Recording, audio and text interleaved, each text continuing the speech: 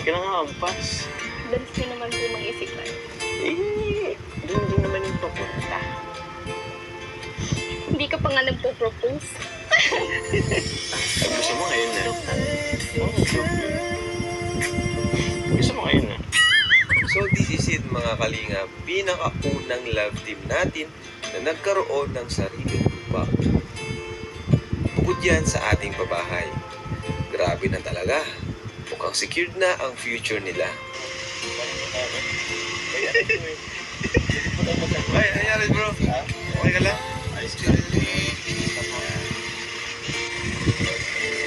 Ano Carla, saan daw? Grabe guys. Punta tayo sa lupa nila guys. Lupa ng Coco. Dito lang?